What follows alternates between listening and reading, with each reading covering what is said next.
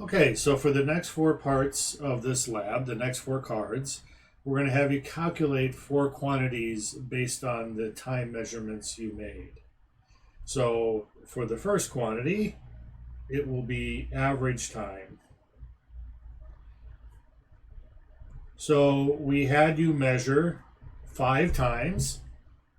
So you have time 1, time 2, times 3, time 4, time 5. And we want you to calculate the average time. So time average. I'll use AVE as a subscript. And how do I do that? Well, it's just like averaging any quantities together. I understand 5 is a little different. We often will talk about 2 values. But to do that, I just do T1 plus T2 plus T3 plus T4 plus T5. So I have 5 values that I'm adding together, and I divide by 5 to give the average value. The next quantity we want you to calculate is the speed on impact. Well, in the card, I tell you the formula to do this. Again, it's based on kinematics, but really, in this case, I just want you to worry about the formula.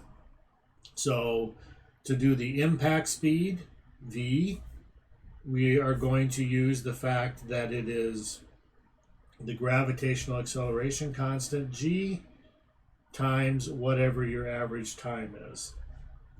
And we know that G is equal to 9.8 meters per second squared.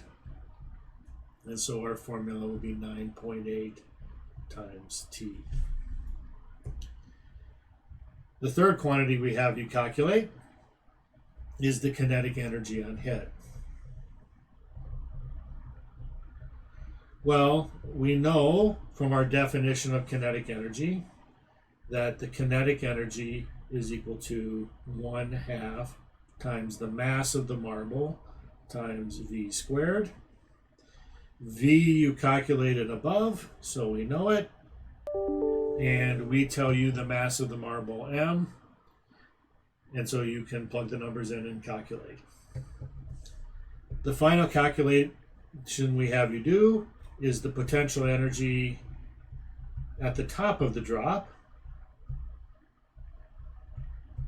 And we note that this is gravitational potential energy. Well, you learned in class and in our little review lecture that the gravitational potential energy is equal to the mass of the marble times G times H. So again, we tell you the mass of the marble, you know that G is 9.8, and you measured the height beforehand.